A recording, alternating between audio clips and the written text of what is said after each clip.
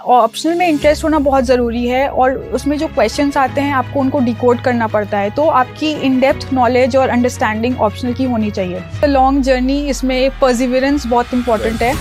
हर third day लगता है कि अब नहीं हो पाएगा। For civil services I would say कि आप पहले एक माइंड बना लें कि आपको इस सर्विसेज में जाना है, बिकॉज ये सर्विसेज बहुत सी चीज़ें डिमांड करती है।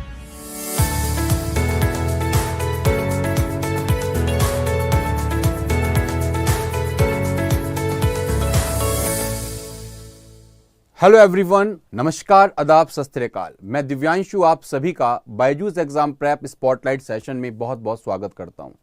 दोस्तों, हाल ही में अभी यूपी पीसीएस 2021 के रिजल्ट में मेरे साथ आज उपलब्ध हैं शिवानी सिंह, जिनकी साथियों 25वीं रैंक आई है और इन्होंने डेप्यूटी कलेक्टर की पोस्ट को हासिल किया है। तो आइए इनसे जानते हैं दोस्तों इनकी एग्जाम प्रिपरेशन की जर्नी और इनकी सक्सेस की जर्नी। हेलो शिवानी, कैसे हैं? Thank you so much sir. कहाँ से आपके अंदर मोटिवेशन आया कि आप डिप्टी कलेक्टर की पोस्ट पाकर आई हैं आज? तो किस तरीके के मोटिवेशन को आप समझते हैं कि आपके लिए बेहतरीन रहा? इनिशियली मेरे ये पेरेंट्स की ड्रीम थी कि मैं इस सर्विसेज में आऊँ, बट लेटर ऑन जब मैंने बाकी करियर ऑप्शंस देखे कि इंजीनियरिंग भी था और भी सर्विसेज थे कि मैं किस में जाके अपना करियर चूज़ करूँ, तो मुझे ये बेस्ट ऑप्शन लगा कि मेरी इसमें एबिलिटीज़ ज़्यादा अच्छे से सूट होंगी और मैं सोसाइटी को कंट्रीब्यूट कर सकती हूँ। तो that's why I chose civil services as my career option. Okay. और बाकी अगर हम बात करें आपके एजुकेशनल बैकग्राउंड की और आपकी फैमिली बैकग्राउंड की, तो आपने क्या किया है, आप कहाँ से आते हैं बेसिकली, उसके बारे में हमारे व्यूअर्स को बताएं। So I come from the city of Prayagraj. मेरी पूरी इंटायर स्कूलिंग वहीं प्रयागराज से हुई है। मेरे फैमिली में मेरे फादर हैं, he works as an administrative officer in LIC of India. My mother is a homemaker. I have a younger sister and a younger brother. And thereafter, I did my bachelor's in geography from University of Delhi in 2018. Okay, nice. So, आपका जो preparation strategy रही वो किस तरीके की रही? आपने prelims की तैयारी किस तरीके से करी? मेंस स्पेसिफिकेशंस कैसे रहे आपके? और इनफैक्ट आजकल एक बहुत ही आम क्वेश्चन हो रहा है कि स्टूडेंट्स पहले कभी कभी सोचते हैं कि हम पहले प्री को क्लियर करें, उसके बाद फिर मेंस को फोकस करें। तो आपकी क्या अप्रोच रही इसके रिगार्डिंग, प्रिपरेशन के रिगार्डिंग? यस, मेरी प्रेपरेशन जो थी वो इंटीग्रेटेड प्रेपरेशन थी। मैंने पहले बेसिक बुक्स जो होती है NCERTs उनको रेफ़र किया।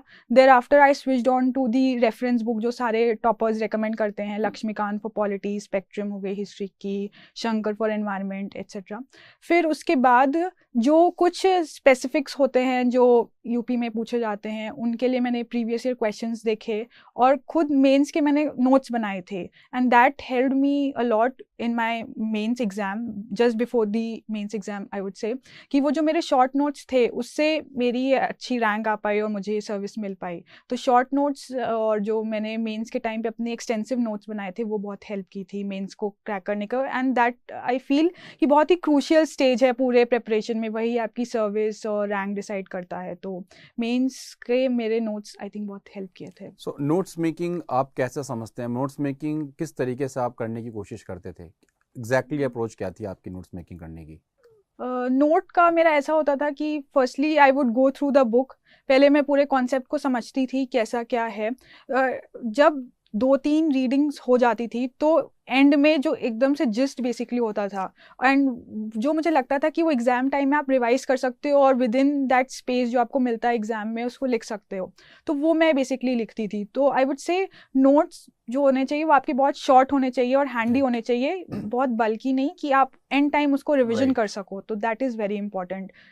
ये है नोट की स्ट्रैटेजी। सो आपका इंटरव्यू का कैसा एक्सपीरियंस रहा? किस तरीके का इंटरव्यू आपका रहा? और जो बायजूस एग्जाम प्रेप में आपने मॉक इंटरव्यू दिया था उससे कितनी हेल्प मिली आपको आपके रियल इंटरव्यू में? मेरा इंटरव्यू श्रीवास्तव सर का बोर्ड था और it lasted for around 30 minutes. तो काफ़ी कॉर्डियल बोर्ड था। आई डिड नॉट फील कि कुछ मैं एक्चुअल में इंटरव्यू दे रही हूँ। मेरे से हर तरह के क्वेश्चंस पूछे गए थे, फैक्चुअल भी था, सिचुएशन बेस्ड भी थे और एनालिटिकल क्वेश्चंस भी काफ़ी पूछे गए थे। And as far as Byju's exam prep is concern तो मुझे काफ़ी हेल्प मिली। मुझे जो यहाँ पे पैनलिस्ट थे उनके जो डाइवर्स क्वेश्चंस थे उस पर मुझे एक अलग एज मिला कि मैं उन पर भी प्रिपेयर कर सकूँ।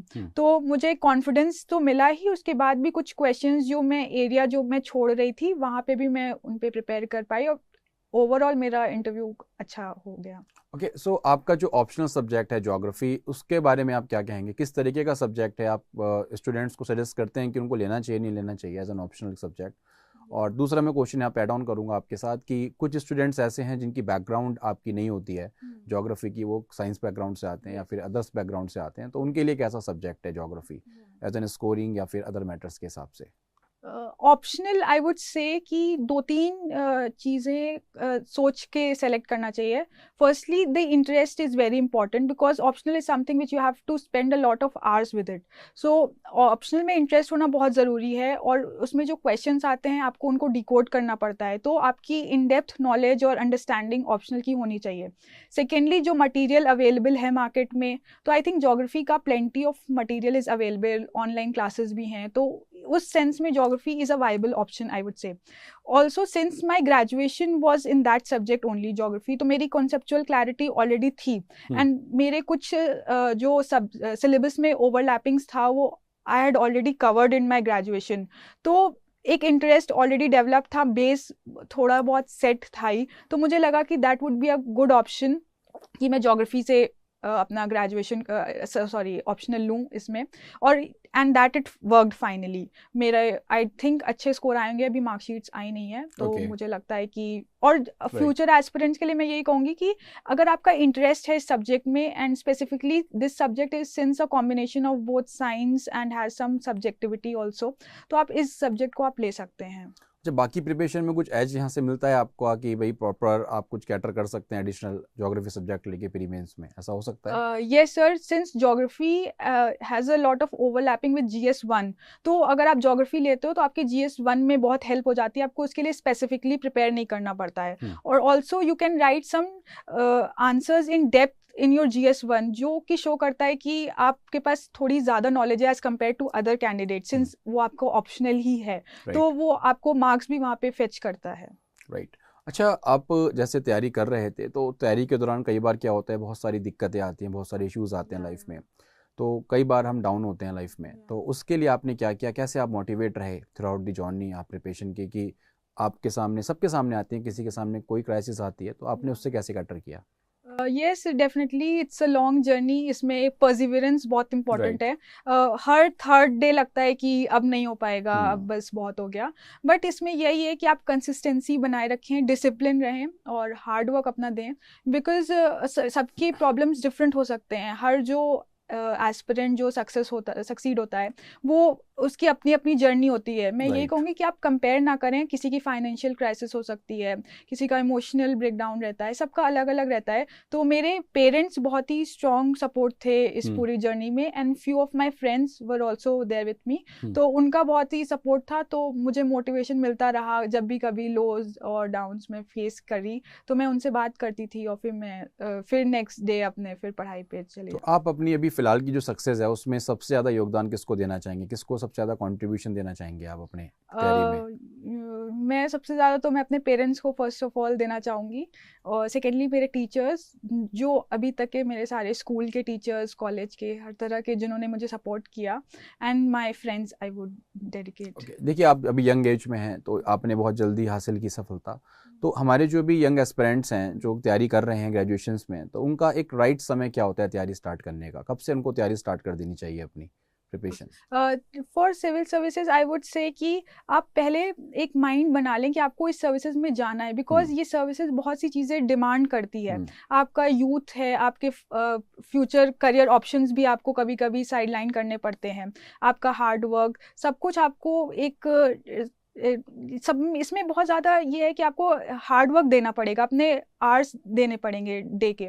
तो उसके लिए मैं यही कहूँगी कि अगर आपको जेन्युइनली इंटरेस्ट है आप इसमें लॉन्ग आवर्स दे सकते हैं। इट्स नॉट नेसेसरी कि that every aspirant will succeed in his first attempt, कुछ टाइम लग सकता है, it may take 3-4 years down the lane, कि आपको आप इतना टाइम दे पा रहे हैं कि नहीं, आप डीमोटिवेट हो जाएंगे। तो मैं बस यही कहूँगी कि अगर आपको लगता है कि आप जेन्युइनली सर्विसेज में आना चाहते हैं, सोसाइटी को कंट्रीब्यूट करना चाहते हैं, देन ओनली यू कैन कम।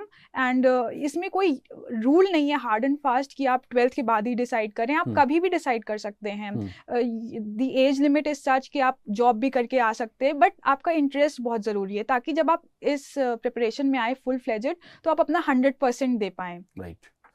देखिए कई बार स्टूडेंट्स के साथ होता है, उनको बड़ी दुविधा होती है, दे आर इन फिक्स कि what to do what not to do, क्या करें क्या ना करें। और आपके अकॉर्डिंग क्या चीज़ करनी चाहिए, क्या डूज होने चाहिए प्रिपरेशन के दौरान और क्या डोंट्स होने चाहिए, उसके बारे में थोड़ा सा स्पेसिफाइड करें हमारे व्यूअर्स को। डूज में मैं यही कहूँगी कि आप सिलेबस को देखें एग्ज़ाम का, because the nature of exam is such कि आप किसी भी एग्ज़ाम की आई वुड से प्रिपरेशन करें तो आप सिलेबस को देखें, एक एक वर्ड को समझें, what the exam is demanding from you. Secondly, it's the previous year question papers, I would say PYQs are very very important, be it prelims और मेंस। तो PYQs को आप सॉल्व करें, आप उनका नेचर समझें कि what the commission is trying to ask from you, और एग्ज़ाम का नेचर किस तरफ है, किस डायरेक्शन में जा रहा है।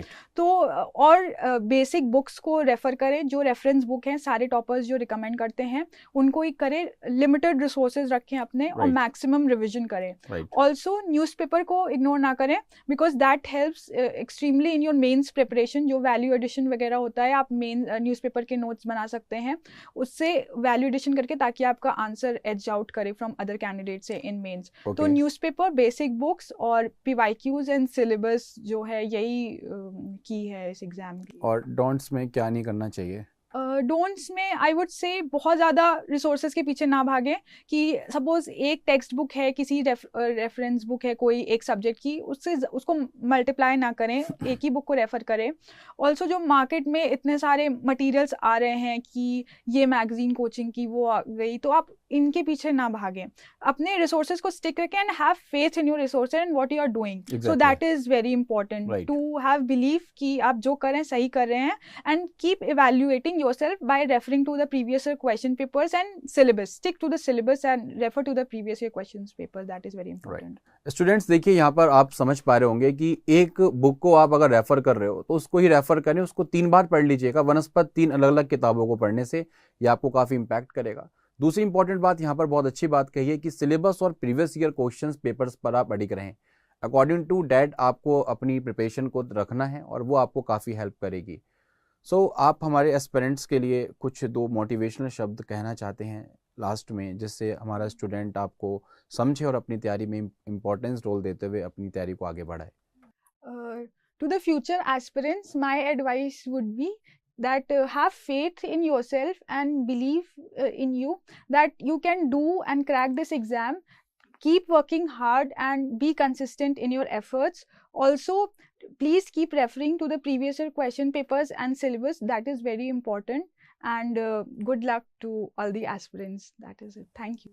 थैंक यू शिवानी सिंह, आप यहाँ पर आए और आपने अपना कीमती समय दिया हमारे स्टूडेंट्स के लिए। मैं उम्मीद करूँगा कि आप उत्तर प्रदेश सरकार के साथ मिलकर डिप्टी कलेक्टर की पोस्ट को अपनी और 4 चांद लगाएंगे और भविष्य में उज्ज्वल भविष्य के साथ मैं आपकी कामना करता हूँ। Thank you so much.